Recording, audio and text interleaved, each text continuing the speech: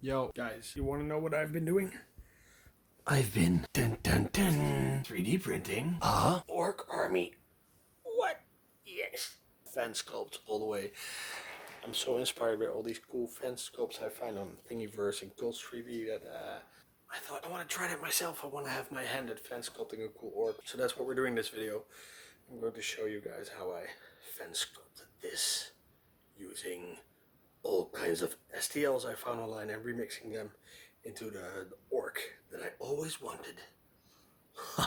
Let me know what you think. Take a look in the video description. You find the STL so you can print them yourself. Let me know if you'll be printing this guy.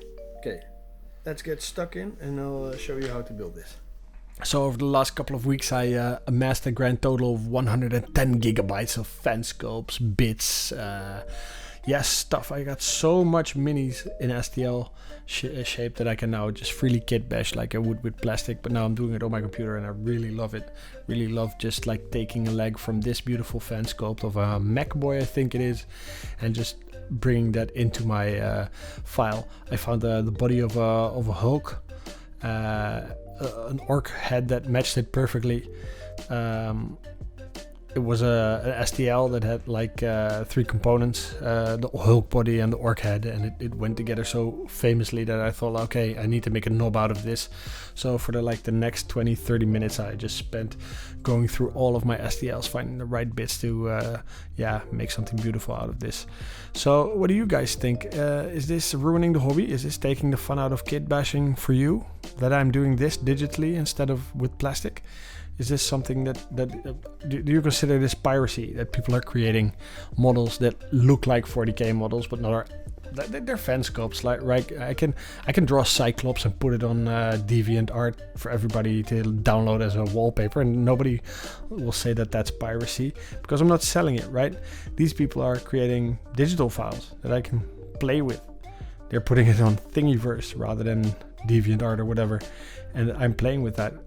Instead of making a wallpaper, I'm making a cool miniature to put on my table, and it's not any money out of I think Games Workshop pocket, because I'm now getting interested in orcs, and I printed 35 orcs, but I'm now constantly trying to stop myself from trying to buy orc stuff from GDub. So if anything, it made me addicted to orcs. But your opinion is, of course, your opinion. Let me know what you think. Is 3D printing ruining the hobby, or is it giving people like an access to try armies that they wanted to try but never really got around to trying? And then, I find that it's enthusing me.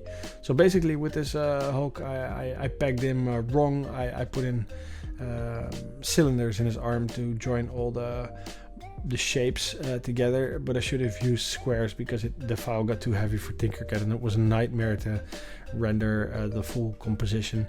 I don't know if render is the right word, but just to render the STL.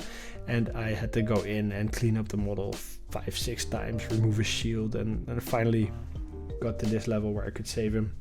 So I'm putting him in Cheeto box. This is actually the second time that I'm putting him in Cheeto box. The first time I printed him, I thought he was too small, but I'm now looking for the right size. I want to really make him knobby. And the first time I didn't only print him too small, I also printed him and he came out with no fingers on his right hand. So the second time around I thought, okay, I need extra support on his right hand. I shouldn't fail. I made a little gun for him that I eventually elected not to use because it was too dainty.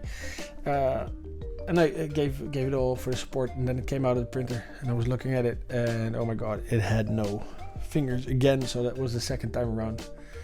Still, he had no fingers. He was like handicapped.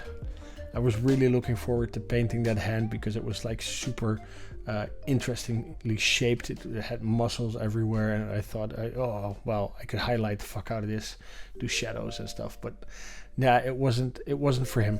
I couldn't get it where the fingers would stay on. So that's a problem with the original sculpt of the hand. I couldn't do anything about it, so I went back into TinkerCad and threw out the gun and I threw out his right arm, and I just copied another power claw on there, just cleaned it up, make sure that it was correct, and it made him look more aggressive. So maybe that's a win. Let me know in the comments if that's a win, or that I should have just done a better job with supporting his right arm.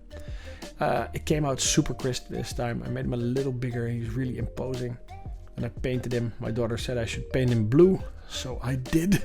And now he's a hulking blue colossus. I'm kind of happy that I painted him blue. The rest of the orcs will be green though.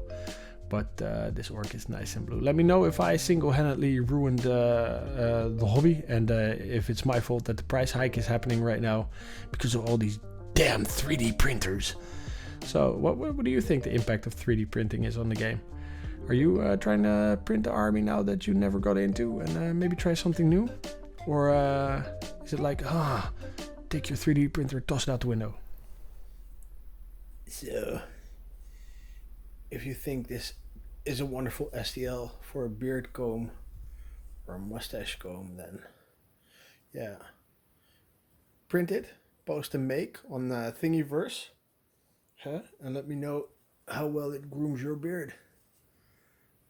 And if you like this type of content, then feel free to